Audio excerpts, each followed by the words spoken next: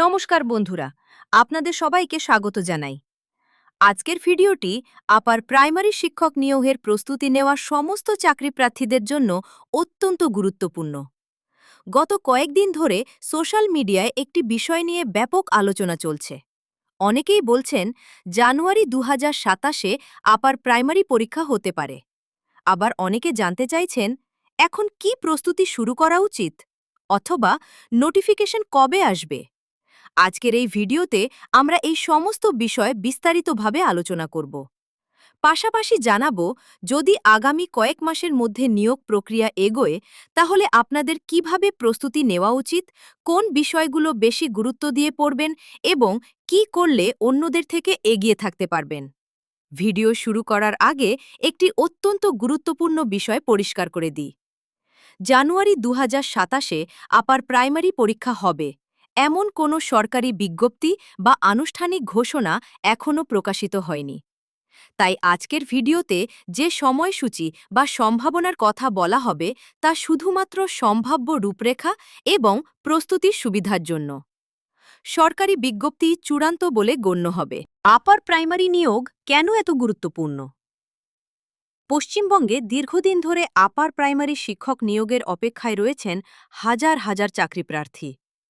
অনেকেই ইতিমধ্যে টিইটি পাশ করেছেন, শিক্ষাগত যোগ্যতা অর্জন করেছেন এবং নিয়মিত পড়াশোনা করছেন।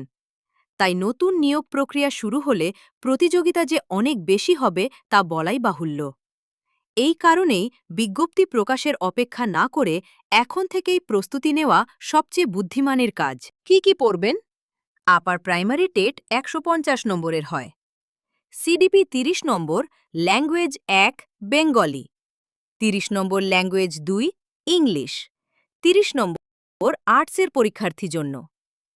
সোশ্যাল সায়েন্স বা সোশ্যাল স্টাডিজ 60 নম্বর, অথবা সায়েন্সের পরীক্ষার্থীর জন্য সায়েন্স এবং ম্যাথমেটিক্স 60 নম্বর।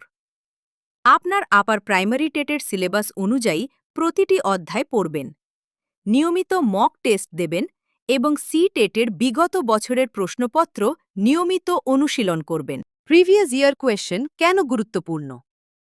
অনেক প্রশ্ন এক ধরনের আসে। প্রিভিয়াস ইয়ার কোয়েশ্চেন্স সমাধান করলে প্রশ্নের ধরন বোঝা যায়, সময় ব্যবস্থাপনা শেখা যায়, আত্মবিশ্বাস বাড়ে, গুরুত্বপূর্ণ টপিক চিহ্নিত করা যায়। মক টেস্ট কেন দেবেন? শুধু পড়লেই হবে না, সপ্তাহে অন্তত 2টি ফুল মক টেস্ট দিন। এর মাধ্যমে বুঝতে পারবেন কোথায় ভুল হচ্ছে, কত সময় লাগছে, কোন বিষয় দুর্বল। যে ভুলগুলো করবেন না। বিজ্ঞপ্তির অপেক্ষায় বসে থাকবেন না। শুধুমাত্র ইউটিউব দেখে পড়াশোনা শেষ করবেন না। প্রতিদিন নতুন বই শুরু করবেন না। মক টেস্ট না দিয়ে শুধু নোট পড়বেন না। গুজব বা ভুয়ো খবর বিশ্বাস করবেন না। সফল হতে কি করবেন? প্রতিদিন নিয়মিত পড়ুন। একটি ভালো নোট তৈরি করুন। প্রিভিয়াস ইয়ার কোয়েশ্চেন্স সমাধান করুন। প্রতি সপ্তাহে মক টেস্ট দিন। নিজের ভুলগুলো লিখে রাখুন। সরকারি বিজ্ঞপ্তির উপরেই ভরসা করুন। শেষ কথা বন্ধুরা, আপার প্রাইমারি শিক্ষক হওয়ার স্বপ্ন অনেকের। সেই স্বপ্ন পূরণ করতে হলে আজ থেকেই ধারাবাহিক প্রস্তুতি শুরু করতে হবে। মনে রাখবেন, জানুয়ারি 2027-এ পরীক্ষা হবে, এটি এখনও নিশ্চিত নয়।